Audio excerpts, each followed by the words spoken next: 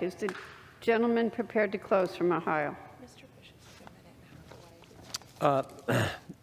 Madam Speaker, we have another speaker on the way, but just let me say this. I'm reading from a headline here. This group, Ruth sent us. This group hinted at targeting Supreme Court Justice Coney Barrett's children in church. Let me just read the headline here. Group gave details of Justice Coney Barrett's routine, her children's school, and family's spiritual life. So in plain English, this group was saying where Justice Coney Barrett goes each day, where her kids go to school, and where their family goes to church. They gave those details, and last week, the Democrats said no one is in danger. After an assassination attempt on Ms. Barrett's colleague, Justice Kavanaugh, and they said not to worry. Everything's fine. We don't need to pass this legislation. After the Senate had done it unanimously. That's the position of the Democrats in this body. And that's why we're saying, why did it take so long? 6 weeks ago was when the draft leak happened, and the protests started at justices' homes almost immediately after the leak of that draft, that unprecedented leak of that draft opinion. And they've been doing it now for weeks and weeks and weeks. Here's the email from this organization, this Ruth sent us organization. Here's one of the messages. If you're in the D.C. metro area, join us. Our protest at Barrett's home. Move the needle to this coverage. Falls Church is a people of praise stronghold. She sends her 7 kids to a people of praise school. That she said on the board of directors she attends church daily, as if that's bad to go to church daily. I think that's a good thing. But this is what they're saying. This group, given the details where her kids go to school, where they go to church, and her daily routine, and the Democrats said, nothing to worry about. That's our concern. So thank goodness this bill is here. Madam Chair, we reserve our time. Thank you. Gentlemen, continue to reserve. I'm going to respond to that because what he just said was a lie. Gentlemen, the fact recognized. That he's saying that Democrats think there's nothing wrong, there's no danger to Supreme Court justices is a lie. Why? Because we're the majority party, and look, we just put this bill up and we're about to vote on it. We clearly care about Supreme Court justices, but we also care about the families and employees of the Supreme Court. And that is what we're talking about today. Because again, I just want to remind you, the Republicans are misleading you. Supreme Court justices right now have law enforcement protection details. They are protected by law enforcement. This bill has to do with the families of Supreme Court justices. I support protecting them. I also support protecting the employees and their families of the Supreme Court. And that is the dispute. The Democrats want to also protect the employees and their families who are getting threats from right-wing activists, intimidation from far right. And you want to talk about intimidation?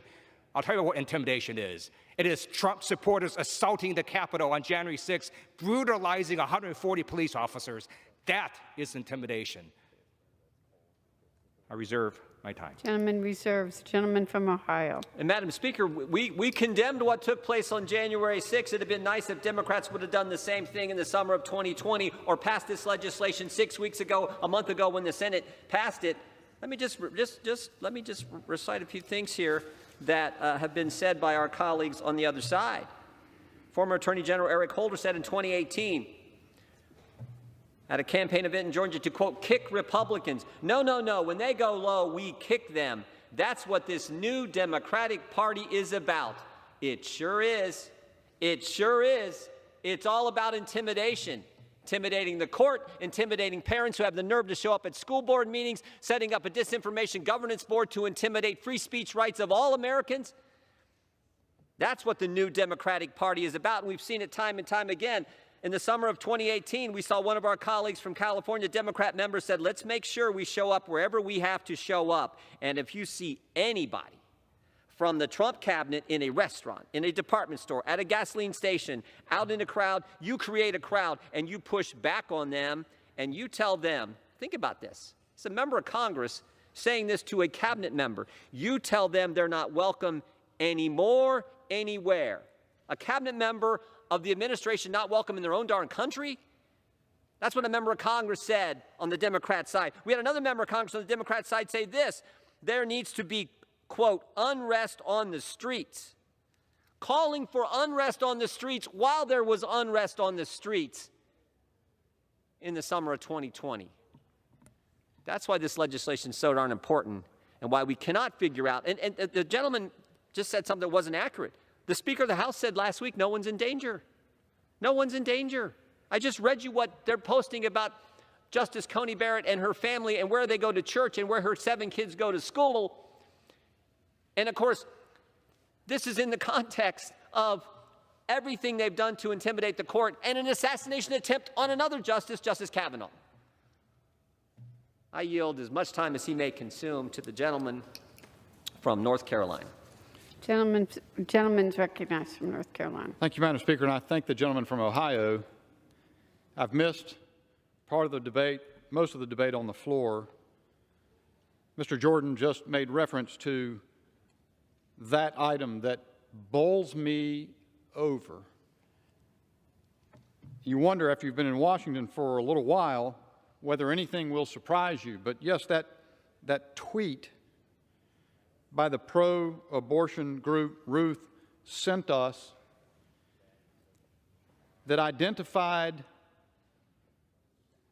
Justice Barrett's church and identified the school that her children attend and encouraged protesters to, quote, voice your anger, close quote, by demonstrating there,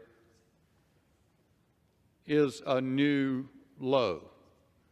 Not just the identification of justices' home addresses, which I never thought we'd see, not just the not just crowds materializing there, which I had never thought we'd see, not just the appearance of an assassin at the home of a justice, which we have never seen, and yet the response is, what about January 6th? And as the gentleman from Ohio made the point, I have never encountered any Republican who declined to condemn the violence and rioting at the Capitol that day. I've never found one. I've never heard one. And yet I never hear condemnation of such conduct as I've described from Democrats. I might be missing it. I'm not hearing it now. I'm hearing about what about January 6th. I condemn the rioting and the violence at the Capitol on January 6th. I condemn the Democrat leader of the Senate standing in front of the Supreme Court to say to two specific justices that you have released the whirlwind, you will suffer the result. I don't remember exactly the word.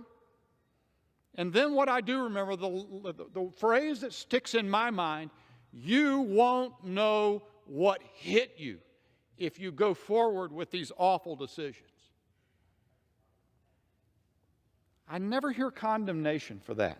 I don't know why. I do think I know why this bill had to be delayed from last week when we were here and could have passed it. And that is because you want to protect the leaker. And that implies that although this has been pending for a month and a half, and the nation doesn't know who the leaker was, somebody knows who the leaker was.